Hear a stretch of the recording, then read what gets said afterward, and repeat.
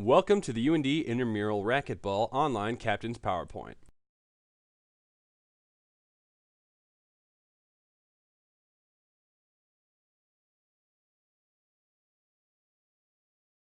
Here are the starting and ending dates of the regular season league and the playoff season for this.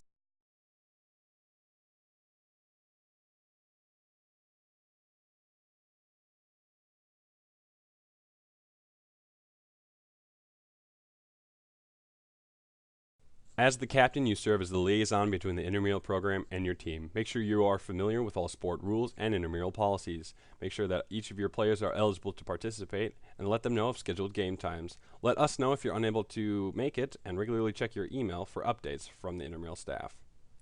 Before their first contest, each one of your players must be registered and join your team's roster on iamleagues.com, where you will be able to find all schedules, rules, and free agent listings. In order to be eligible, all players must be a UND student or a faculty or staff member with a Wellness Center membership, be on your iamleagues team roster, and have their UND ID on them. Players can be added to the roster at any time before playoffs, but they can only play for one team. Any ineligible player caught will subject themselves and their team to penalties outlined in the intramural handbook. Each team in every game will be rated on a 1 to 4 point scale for their sportsmanship before, during, and after a contest. If a player is ejected from a contest, that player will be suspended from their next game. A forfeit occurs when a team has no players on site at game time. That team will then be ineligible for playoffs, and if they receive 2 forfeits, the team will be dropped from the league. A default occurs when a team has players present, but the minimum number has not yet been met. Or if the captain notifies the intramural office that they will not be attending a game at least 6 hours in advance. If they receive 2 defaults, the team will be ineligible for playoffs, and if they receive 3 defaults, they will be dropped from the league. To compete in playoffs, teams must have won at least 2 games, a cumulative sportsmanship rating of 3 or higher, no forfeits, and no more than 1 default. Only players that participated in the regular season can participate in playoffs, and playoff scheduling may be different than regular season scheduling. No individual is allowed to be in possession or under the influence of alcohol or drugs. Any player caught will be immediately removed, suspended from their next game, and reported to UND safety. Team names must be appropriate. If deemed inappropriate by intramural staff, they will be immediately changed. The intramural staff is first aid and CPR certified and will provide initial emergency care to any injured parties. Participation is voluntary. Any bleeding players must immediately leave the game area and cannot return until the wound is covered, the bleeding has stopped, and any blood-stained clothing has been removed. Report all injuries to the intramural staff. No boots or open-toed footwear are allowed, and all jewelry must be removed for all intramural contests.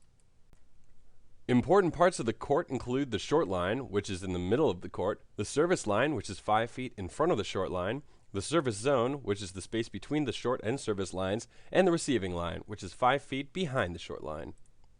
Games are best 2 out of 3 up to 21 using rally scoring. Serves must occur within the service zone, where the ball must bounce, then be hit, then hit the front wall, and then land behind the short line. Fault serves, which if you receive 2 results in your opponent serving, occur when the server leaves the service zone before the ball passes behind the short line, or if after the serve hits the front wall, it then hits both side walls, or the ceiling, or the back wall, or lands in front of the short line. Out serves, which if you receive 1 results in your opponent serving, occur when the ball hits the walls, floor, or ceiling after the front wall, or if the ball hits the front wall and the floor at the same time.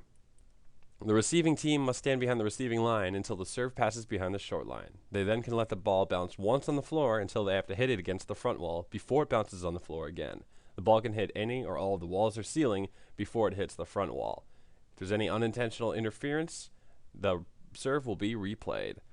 But if a player positions oneself deliberately to interfere with a return or pushes or shoves an opponent, that will result in a point for the server or the serve transferring to the receiver.